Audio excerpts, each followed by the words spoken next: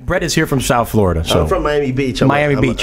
This is my hood, so I'm happy to be here. I came when Universal Studios asked me to come down, I was like, I got to come down and represent. Right, but I was going to say something about Michael.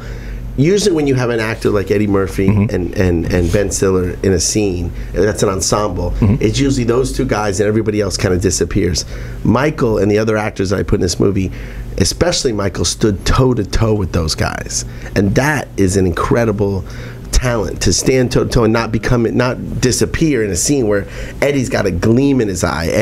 Eddie's like, but he's so good that he wants his other actors to shine. Yeah, that was cool. He gave it up. He wanted them to have their moments. He loves the movie because he loves seeing Michael and Casey and these guys be funny and be real and grounded at the same time. So it's really exciting. And I congratulate you and all of you because you were able to do that there the whole time. It's like the hot potato. Whenever everybody's line were going, like you said, no one got shadowed behind anybody. The whole flow Everyone and the whole script. And when the heist is being planned that they're across the street, you guys are casing out the building and everything. Everybody, like you said, shines and has. It's because of Michael's character, not only because we put some Spanish music that I love it. I wanted to ask you about that. Well, because I consider myself, even though I'm Cuban, I really have my heart is in the Dominican Republic.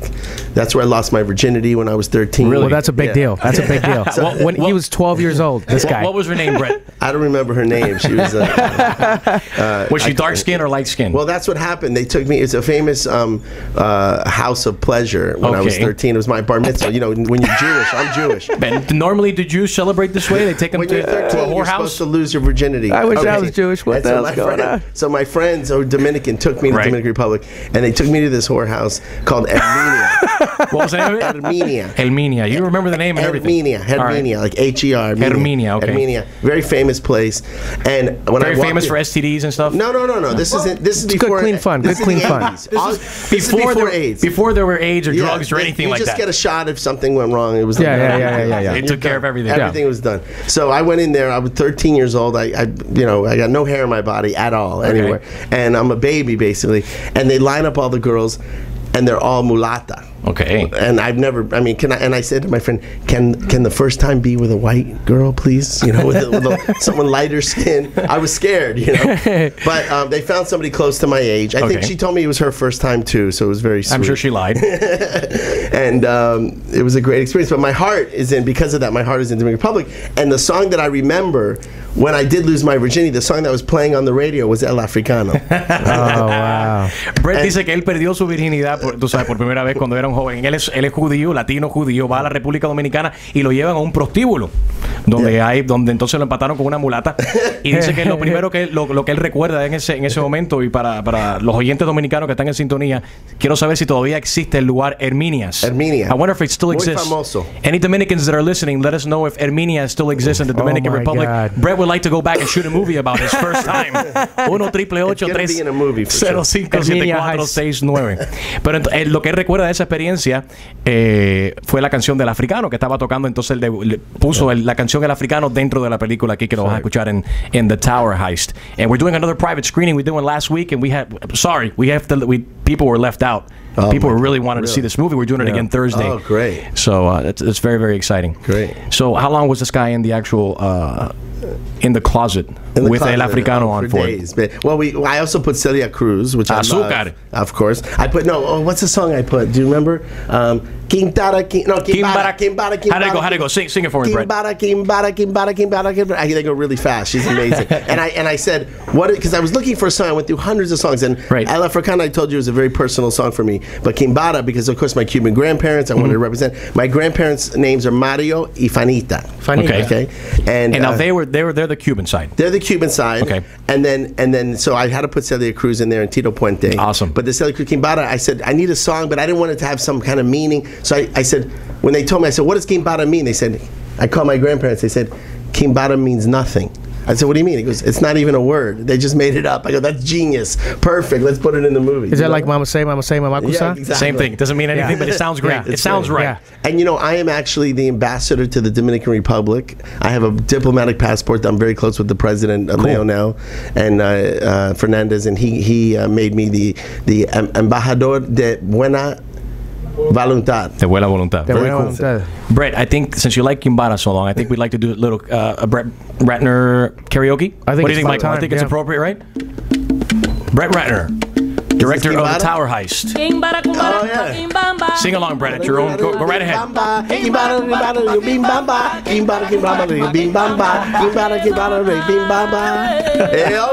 Yo, that's what's up. I think he's doing good. He's doing good. Brett, let me ask you, as a movie director, Yeah. obviously you have some Latino blood into you, so you get it. You Yeah. understand the culture. You understand our people. Do Hollywood directors really strive hard to put Latinos such as Michael Peña? And so my question is for both of you. You as a director, Michael as a Latino, Yeah. one of our most important Latino actors in the United States. How conscious is Hollywood of the importance of Latinos in movies? Well, I think there's many. It depends. I personally, in the movies that I've made, have tried to make movies that are, diverse with interesting characters. Obviously, Latin culture is close to my heart. And Rush Hour and all the movies I've always, Black and Chinese. I always like to mix it up, and I make movies for the world. I'm not just making movies for the United States. The globalization of film. It's like it's the biggest export in the world. Is cinema, Hollywood cinema, and taking a movie that has a diversified cast and has Latins and Black and Spanish and every type of ethnicity, and exporting that all over the world and making people laugh. Sure. No matter if you're from South America or Dominican Republic or China or India, is exciting.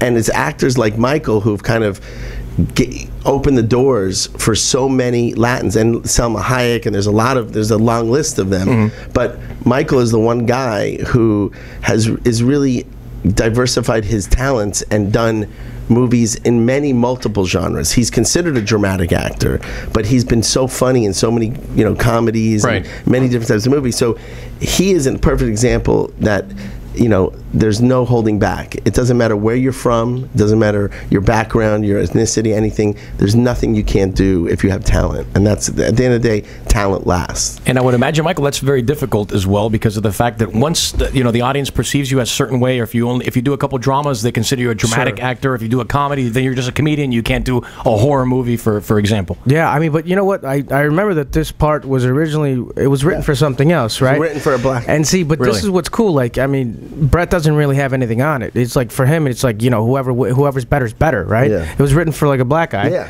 right? And then I come in and I do my own thing, and he's like, I want this guy. And he stole the part. He stole it because he made it his own. He came in with his own vision for it. And I've taken, in Rush Hour, the girl Zhang Ziyi, who's very famous from Crouching Tiger, Hidden Dragon, that was written for a man. And I ended up hiring a woman. Wow. So there's no, it's like, I think Hollywood is changing, and they're opening. There's a lot more opportunities for Latin actors and for ethnic actors. Yeah. But I think it's when Michael, I love Michael being a part of this cast, because it opens a lot of doors for a lot of people and gives a lot of young actors hope and realize, God, if he could do it, I could do it. Right, and for those young actors, that aspiring young actor is listening now, ¿qué le recomienda a esa persona, Michael, que quiere iniciar una carrera como actor o actriz? I say right now is a great time to be an actor. You know what I mean? I'm gonna say, like, 10 years ago, that it was a little bit different. I mean, yeah, we had people like him, like, doing Rush Hour and, like, making it just like a mixed pot of people. Right. But I think right now, with Gael Garcia, Diego Luna, Javier Bardem, like all these people coming up, Salma Hayek, Spanish speaking, we got good movies from all over Latin America and, Spain and Europe or whatnot, Spanish speaking people. It's different right now. And I think, we need filmmakers like Brett that want to like represent the entire world, and like, even how America is right now in New York, he's got himself a good bunch of people. And I think, the doors are really opening up. And the fact that I don't even think of that question anymore when I used to 10 years ago. I was like, how do I fit in? Every time I have a role, any kind of role, I change it to the Spanish name just because I want to. Awesome. You know what I mean? Just because it's like, even though it doesn't mean anything. But you had a French name in Tower Heist. Yeah, but Enrique. You were me. I was like, why is it the bro? Actually, I actually identify with you because in the movie you are Enrique, which is my name, of course. So Tocayo, como estás en la película, Santos de apellido, and we were both born in Chicago. Yeah, I was born and raised in Chicago. Yeah, I was but I was raised close to the north side, which is like a bunch of Puerto Rican and Cuban, and then I moved to the south side, which was all Mexican. Gotcha. And then I moved after that to like Marquette Is there good Park. Cuban food in Chicago? Oh yeah. I haven't been in a while. Okay. There's good Michael? Cuban food, good Mexican food, Really? but awesome Italian. Italian Like food is Chipotle Mexican or? That's like Americanized Mexican food. A Totonico, los comales. Again, my favorite food is sancocho, mofongo, guanábana. I love that. I love mango. You got it all. Dominican It runs in your I also blood. love. When I land at the airport, okay, in Miami, I go straight to Versailles. There you go. Oh yeah. Immediately, I go straight there and Garlic chicken? Oh my god! I think I've seen you there with a big sign that says Abajo Fidel. I think no, that wasn't you. Our Heist out November 4th. Thanks a lot, guys. All right. Appreciate Thanks it, for brother. having us. Michael, you on Twitter? No, I'm not. But You're not I gotta Twitter be. Get on there at Brett Ratner. Brett, you're on Twitter. At BRETTRATNER. You don't put any photos up of yourself naked up in the mirror or anything like that, Always. like the politicians. I don't get these politicians. I don't get man. it either. I mean, it's like You should do a movie about it. Yeah, it's unbelievable. I mean, I get a lot of naked pictures of girls. They send me naked pictures. Dominican girls, mulatas. I love those. Those are my favorite. Those are my favorite now. I've crossed over. The first time I wanted it to be a light skinned one, but then I got braver. You know, as I got older, the bigger the butt, the better. You know, just kept going. My God. All right, so you're on Twitter, Brett Ratner. Yes. And Michael, At we got to Brett get Ratner. at Send Brett Ratner. photos, please. Send photos. Nude photos, preferably Dominican women. Dominican. Yeah, I'm not on Twitter. I guess I got to get on Twitter. I'm like, I hear, It's like not if you don't have Twitter, it's like you don't have a phone number. I have a 3-year-old kid, man. So I'm like, that's instead of doing the Twitter, I'm like, I'm playing like Yo Gabba Gabba. You know what I mean? I'm like a Superman. How's that experience being dad? Is it your first? Yeah, it's my first. Excellent. And Congratulations. We're just getting over the terrible twos. Right. I remember when I was like, hey, you mind if I watch a movie with you? And he's like, I love you, Dad. It's okay, flowers. I love you. Right. And then when he got in his terrible twos, he's like, go away, piss. Dad, go away, piss. He didn't want you around. I was like, what's going on? I was like, can I sit on the other couch? Go away, piss. And then, out of the room. And I was like, all right, well, I guess it's not going as good as I thought. But now we got him back. Now his head doesn't explode. You know what I mean? He doesn't do the Exorcist thing. He doesn't turn into a fireball anymore, dude. Michael Peña, Brett Ratner, Tower Heist, el 4 de noviembre en theaters. Thanks a lot, guys.